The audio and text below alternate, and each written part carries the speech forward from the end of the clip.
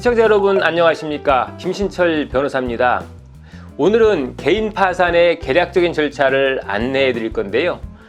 이해 편의를 위해서 개인 회생리 절차와 비교하면서 진행해 드리겠습니다.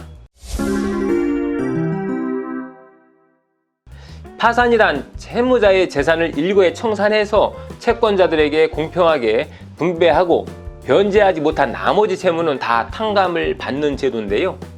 개인 파산을 신청하시는 분들의 대부분은 이미 연체된 지 오래되어서 더 이상 남은 재산이 없는 분들이 많죠. 그래서 재산을 별도로 청산하는 절차를 밟는 경우는 드뭅니다. 그래서 이런 분들은 경제활동이 불가능함을 입증해서 파산 선고를 받은 다음 면책 신청을 하면 대부분 면책이 됩니다.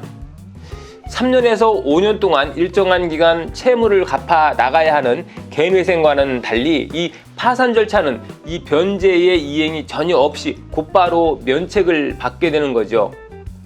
개인회생과 개인 파산 모두 면책이 최종 목적이지만 회생은 변제를 이행하고 남은 채무를 면책받는 것이고 파산은 변제 이행 자체가 없이 모든 채무를 일거에 면책받는다는 점이 다른 거죠. 개인 파산은 변제의 이행 없이 모든 채무를 면책받는 제도이기 때문에 채무자가 더 이상 소득을 얻어서 변제할 능력이 없다는 것, 즉 경제 무능력을 입증하는 것이 중요한데요. 그래서 개인 파산을 신청하시는 분들은 대부분 고령의 연세로 일을 못하신다거나 또 중증의 장애가 있으신 분들, 그리고 난치나 불치병을 앓고 계신 분들, 이런 분들이 많습니다. 지금은 코로나로 경제활동이 불가능하게 된 분들이 많이 늘어나면서 개인회생 사건이 다소 줄어들고 반대로 파산 신청 사건이 다소 늘어나고 있는 추세인데요. 사건이 몰리다 보니 절차가 예전보다 조금 더 길어지고 있습니다.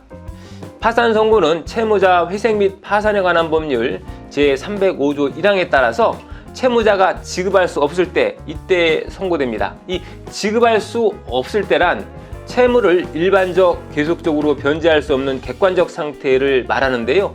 지급 정지, 즉 지급을 못하는 상태가 있으면 지급 불능으로 법률에서 추정하고 있습니다. 그래서 채무자가 더 이상 지급을 못하고 파산 선고를 신청하면 파산 선고는 바로 내려지는데요.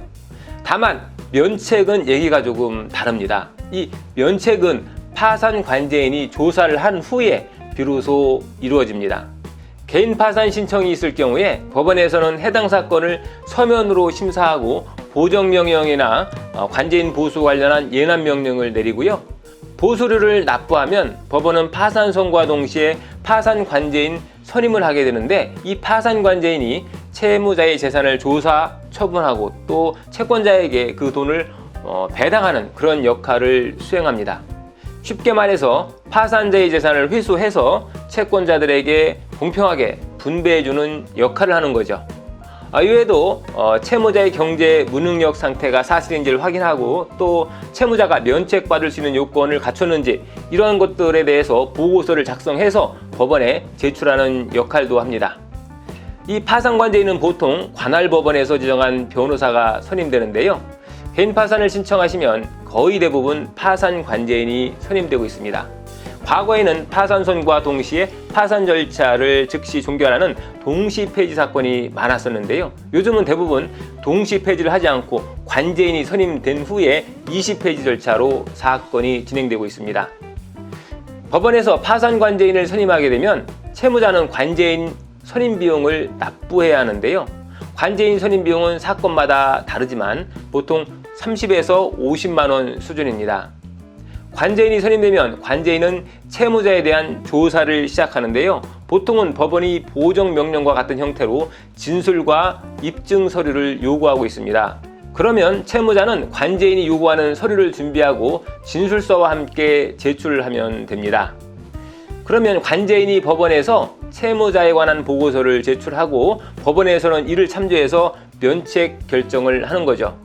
이렇게 파산은 신청부터 면책까지 약 1년, 많게는 2년까지의 시간이 소요되는데요.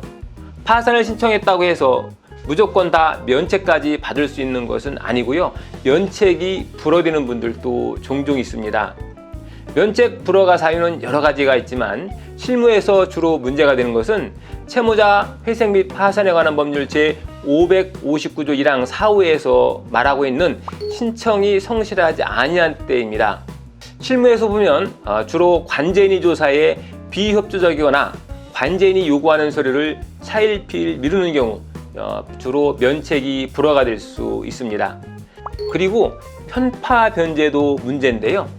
재산을 처분해서 특정 채권자에게만 편파적으로 변제를 하거나 편파적으로 담보를 제공했다라고 하면 관제인은 해당 변제 행위에 부인권을 행사해서 원상 회복토록 하거나 또 그 차익을 반환하도록 요구하는데요. 이때 제대로 이행하지 않으면 신청이 성실하지 않다라고 판단해서 면책을 불허하고 있습니다. 개인 파산의 경우에 파산 선고를 받고 면책을 불허가 받았다면 다시 파산을 신청하는 것이 불가능하기 때문에 파산 신청 전에 면책 가능성까지도 충분히 검토하신 후에 진행하시는 것이 좋겠습니다. 오늘은 개인 파산 절차에 대해서 알아봤습니다. 김신철 변호사였습니다.